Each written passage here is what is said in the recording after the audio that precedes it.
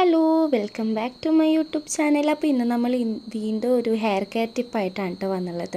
ഇത് മുരിങ്ങയിലയാണ്. അപ്പോൾ നമ്മളൊരു 3 പാക്കും കൂടെ മുരിങ്ങയിലയുടെ ചെയ്യുന്നുണ്ട്. ഒരെണ്ണം നമ്മൾ നേരത്തെ ചെയ്തിട്ടുണ്ടത് കണ്ട് നോക്കാം കേട്ടോ.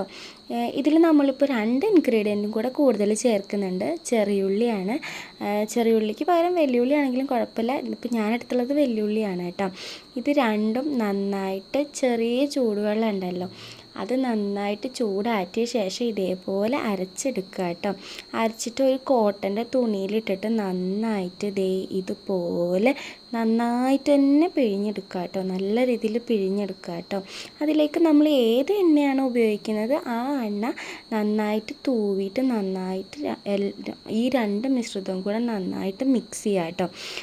നമ്മൾ ഈ എണ്ണ ഉപയോഗിക്കുന്നത് എന്തുകൊണ്ടാണെന്ന് വെച്ച് കഴിഞ്ഞാൽ നമ്മുടെ ഉള്ളിൽ നിറയെ സൾഫർ കണ്ടൻ്റ് ഉള്ള, അതുകൊണ്ട് തന്നെ നമ്മുടെ ഹെയറിൻ്റെ ചിലപ്പോൾ റൂട്ട്സിനൊക്കെ ഡാമേജ് സംഭവിക്കാൻ സാധ്യത ഉണ്ട്. എല്ലാവർക്കും ഒന്നും ഉപയോഗിക്കാൻ പറ്റിയെന്ന് വരില്ല.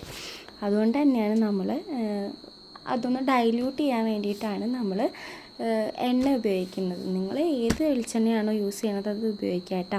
എന്നിട്ട് നമ്മൾ നന്നായിട്ട് ഹെയർ നന്നായിട്ട് ഡീപ്പായിട്ട് ക്ലീൻ ചെയ്യാൻ. നമ്മുടെ ഹെയറിൽ ടാങ്കിൾസ് ഒന്നും വരാൻ പാടില്ല കേട്ടോ.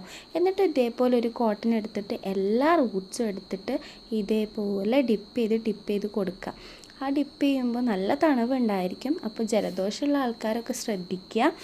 വേഗം ജലദോഷമൊക്കെ വരുന്ന ആൾക്കാർ നന്നായി ശ്രദ്ധിക്കുക. ഇതേപോലെ എല്ലാ ഭാഗത്തും ഡിപ്പ് ചെയ്ത് കൊടുക്കുക കേട്ടോ.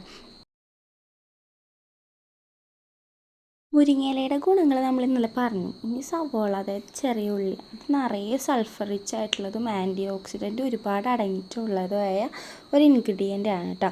അപ്പം നമ്മുടെ ബ്ലഡ് സർക്കുലേഷനൊക്കെ നന്നായി കൂട്ടും. അപ്പോൾ ഇതേപോലെ നമ്മൾ മസാജ് ചെയ്ത് കൊടുക്കുക. നല്ല രീതിയിൽ ഹെഡ്, അതായത് ഫോർഹെഡ് അനങ്ങുന്ന രീതിയിൽ വേണം നമ്മൾ മസാജ് ചെയ്യാൻ വേണ്ടിയിട്ട് കേട്ടോ. എന്നിട്ട് നല്ല രീതിയിൽ തേച്ചിട്ടൊരു 30 മിനിറ്റ് വരെ നമുക്ക് സൂക്ഷിക്കാം. എന്നിട്ട് നമ്മൾ നോർമൽ വാട്ടറിൽ കഴുകിക്കളയാം കേട്ടോ. ഇത് വീക്കിലി ഒരു 2 ഡേയ്സ് ഒക്കെ നമുക്ക് യൂസ് ചെയ്യാവുന്നതാണ്. ഒരു 1 മന്ത് എന്തായാലും യൂസ് ചെയ്താൽ നമുക്ക് റിസൾട്ട് എന്തായാലും ഉണ്ടാവും കേട്ടോ.